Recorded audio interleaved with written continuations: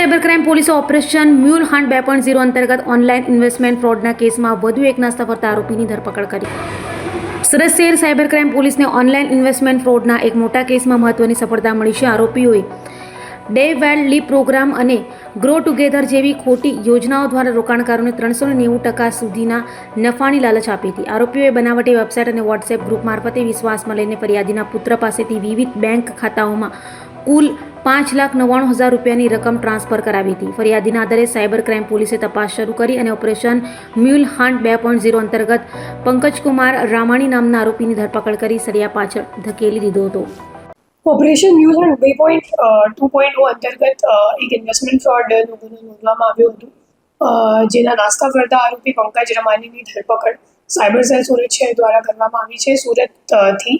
અને આ સિવાય એક બીજા પણ જે ગુનો ઇન્વેસ્ટમેન્ટ ફ્રોડનો ગુનો નોંધવામાં આવ્યો હતો ઓપરેશન મ્યુલ હન્ટ 2.0 દરમિયાન, એમાં પણ જે પંકજ રામાણી છે એક નાસ્તો ફરતો આરોપી છે. તો એમ કરીને બે ગુનામાં એમની ભૂમિકા છે. એમની ભૂમિકા એમ વચેટિયા જેવી છે કે જે અકાઉન્ટ હોલ્ડર છે એમની પાસેથી કમિશન પેટે અકાઉન્ટ લેતો હતો અને પછી ઉપરા જે ફ્રોડ કરનાર જે ગેંગ છે એમને આપવામાં આવતો હતો. આ જે અકાઉન્ટ આમાં ઇન્વોલ્વ છે, આમાં 2,17 લાખનું ટ્રાન્ઝેક્શન થયું છે અને NCCRB પોર્ટલમાં આ અકાઉન્ટની સામે 37 NCCRB કમ્પ્લેન્ટ્સ આખા દેશમાં નોંધવામાં આવી છે. અને હાલ આ ચેન તો આપણી પૂરી થઈ ગઈ, પણ આ સિવાય આ જે અમાઉન્ટ છે તો એની રિકવરી માટે અમારી પ્રયાસ જે છે એ ચાલુ છે. હું લોકોને અપીલ કરવા માગું છું કે તમને અગર કોઈ પણ વોટ્સએપ ગ્રુપ કે અથવા તો સોશિયલ મીડિયામાં અગર એડવર્ટિઝમેન્ટ કે જાહેરાત આપવામાં આવે છે કે તમને 400% રિટર્ન મળશે રોકાણ કરવાથી, અથવા તો તમારો પૈસો ડબલ થઈ જશે, ટ્રિપલ થઈ જશે, એવી રીતનું અગર કોઈ તમને જાહેરાત આપે છે તો એમાં વિશ્વાસ નથી કરતા. મોટાભાગે બધું ઇન્વેસ્ટમેન્ટ ફ્રોડ જ હોય છે. અને આ સિવાય વિડ્રોવલ માટે અગર એ લોકો કોઈ બ્લેક મની ટેક્સ અથવા પ્રોસેસિંગ ફી અથવા બીજો કોઈ ચાર્જીસ વિડ્રોવલ ફી વગેરે અગર એ લોકો વધારામાં જમા કરવા માટે અગર તમને જણાવે છે તો એ પણ એક મતલબ શંકાસ્પદ એમની એમઓ હોય છે. અને એનાથી પણ આપણને ખબર પડવી જોઈએ કે આ મારી સાથે છેતરપિંડી ખરેખર એ લોકો કરી રહ્યા છે.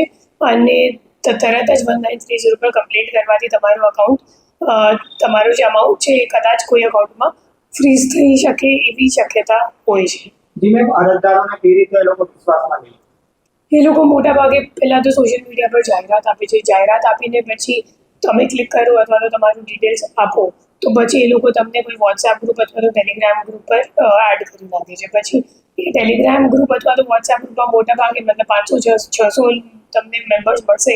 અને મોટાભાગના જે માણસો છે એ ફ્રોડવાળા જ હોય છે. એ લોકો ડમી અકાઉન્ટ ક્રિએટ કરીને પછી બધાને નાખે છે અને અલગ અલગ મેમ્બર્સ મારફતે એ લોકો ગ્રુપ પર મેસેજ મોકલી આપે છે કે મને આટલું રિટર્ન મળી ગયું આ મહિનામાં, છેલ્લા મહિનામાં આટલું રિટર્ન મળી ગયું. તો તમે એક ઓડિયન્સ તરીકે જ્યારે આ મેસેજ જોવો છો તો તમને પણ લાલચ આવી જાય છે કે બધા કમાવી રહ્યા છે અને સાચું લાગે છે એટલા માટે હું પણ ઇન્વેસ્ટ કરી નાખું. તો એવી રીતે માણસ ટ્રેપમાં આવી જાય છે.